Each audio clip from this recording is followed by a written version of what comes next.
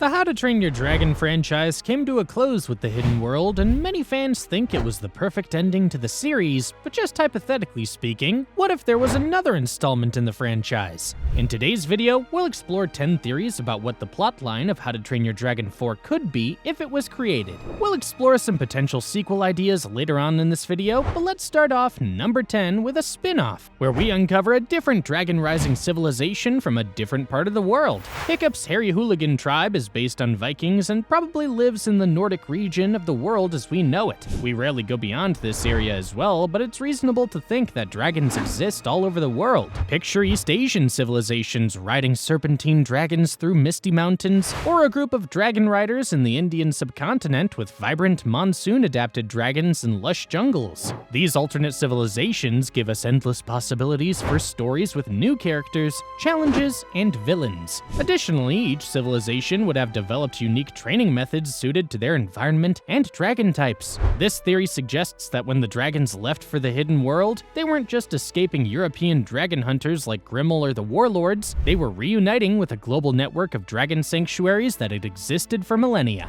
At number 9, we have another alternate setting that's far from civilization, but pretty close to Berk. Valka's Sanctuary. For 20 years, Valka lived in isolation, building her dragon sanctuary while believing that trying to convert Berk into living in peace with dragons was hopeless. There's so much content here that you could probably make a TV series out of it, where we could see Valka rescuing injured dragons and outcasts. Perhaps she even had confrontations with dragon hunters during this time, and she may have attacked them in the same way she ambushed Hiccup in the second movie. We'd see Valka developing the techniques that made her legendary, and her battles against dragon hunters across the archipelago. The story would show how she connected with the Bewilderbeast and created the sanctuary with Cloudjumper by her side. There would be times when the isolation got to her and she almost returned to Berk, and this internal turmoil would be super interesting to explore. But if we're going back into the past, number 8 brings us an even more compelling story with a prequel on the rise of Stoick the Vast. Before he was a father and a chief, Stoick was a young Viking with everything to prove.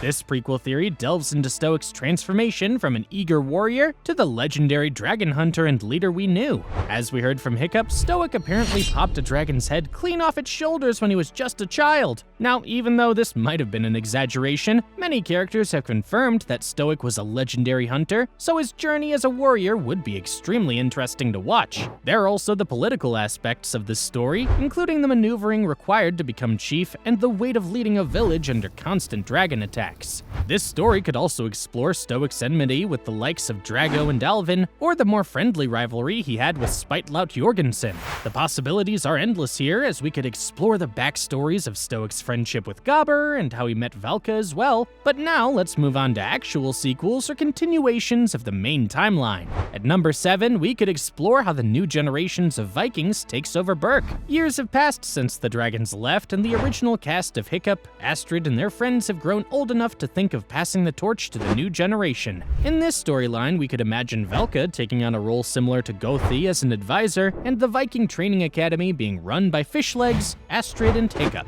Hiccup's children, Zephyr and Nufink, would have grown up on stories of dragons, but they haven't seen one since that one time their parents took them to the Hidden World. We'll explore a storyline where the dragons return to Berk later in this video, but in this storyline, we have a proper coming-of-age story where either the Haddocks or Jorgensens inherit the leadership of the tribe. This story would focus more on how the next generation interprets the lessons of the past while facing entirely new challenges. Now, it's unlikely that peace will reign over the archipelago once the dragons are gone, and theory number 6 covers this darker alternate timeline. New Berk prospered in the absence of dragons, but that prosperity has made it a target. Earlier, no one dared challenge the dragon riders, but without dragons, New Berk was just another Viking settlement. This theory explores how hostile tribes who previously avoided attacking due to the fear of dragons now see an opportunity. We see from Stoick's backstory that war among the Vikings was not uncommon either, and the fragile peace was held together by treaties among the chieftains. So, even before the new generation takes charge, Hiccup and his allies on New Berk must rediscover their warrior heritage and fend off human threats. The Vikings of Berk must also grapple with the dilemma of whether to call upon the dragons they promised to leave in peace. Hiccup would face his greatest leadership test, protecting his people without betraying his principles or his promises to Toothless. But Hiccup isn't the only one who would face challenges as the new chief. At number 5, we have a storyline where Toothless has to deal with the challenges of leadership. Even though he's the alpha of all dragons, Night Furies aren't a natural alpha species, and it's only a matter of time before he's challenged. Imagine a Bewilderbeast, Red Death, or a Foreverwing staking a claim as the ruler of all dragons. Toothless would have to assert dominance over them, and it won't always look pretty. But there's also the issue of disputes between dragons and dragon colonies that Toothless may have to resolve himself. Taking sides between dragon factions may place immense stress on the young Night Fury, and it would be interesting to see how he navigates those challenges and grows into the role. Perhaps this storyline could even take place alongside Hiccup growing into the role of a Viking chief, with parallels being drawn between the two friends in their separate worlds. But number 4 brings us an even more compelling story on Toothless's rule. What if he wasn't the last Night Fury and there's an entire colony out there? When this colony is discovered, it creates a complex situation.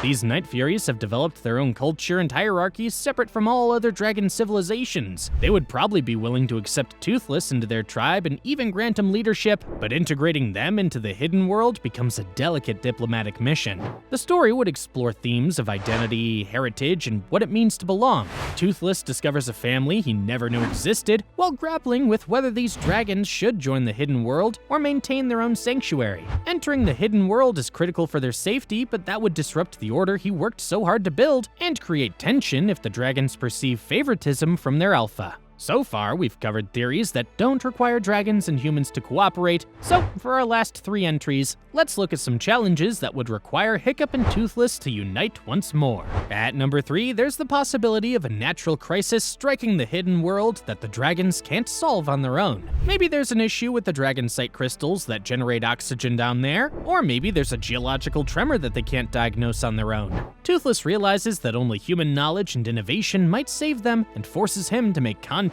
with Hiccup once more. Now, this wouldn't require the dragons to go out into the open, and we can imagine an adventure where a small group of Vikings with the likes of Hiccup, Astrid, Valka, and Eret racing against time in the hidden world. This theory explores the idea that sometimes separation isn't the answer, and how collaboration between dragons and humans can cover each species' deficiencies. At number 2, we have a pretty straightforward storyline where the Nightlights leave the safety of the hidden world and are captured by humans. Given that now the dragons are exceptionally rare in the archipelago, the Nightlights are highly valued and will probably be auctioned off. Toothless can't risk endangering other dragons, so he's forced to reach out once again to the only humans he can trust, the Vikings of Berk. So in this story, we see a few dragons like Stormfly, Cloudjumper, and Hookfang uniting with their riders once again to go on a mission to recover the Nightlights. This would be an incredible story where we'd get more of the flying chase and aerial battle scenes that made the movies so memorable. And for our final theory, at number 1, we have the storyline inspired by the 9 realms. The world serpent Jormungandr breaks free during the Age of Vikings and threatens to destroy the hidden world before targeting humanity. Toothless realizes that this isn't a challenge he can face alone, and neither is it a problem that only concerns dragonkind. Only the legendary partnership between Hiccup and Toothless, now older and wiser but rusty from years apart, can face this primordial threat. As a result, we'd have seen a showdown of epic proportions where Hiccup tries to figure out a way to stop the world serpent, while Toothless rallies his most powerful dragons to keep Jormungandr in check. Beating this planetary-level threat would be the perfect ending to the franchise, as it creates a challenge that demands human-dragon cooperation once again. And that brings us to the end of our video. Which of these storylines would you like to see on the big screen? As always, let us know your thoughts in the comments down below, and if you want to see another cool video, you can check out this other one about the 10 fan theories about how to train your dragon that might be true. Click on the video to see it now. Click on it!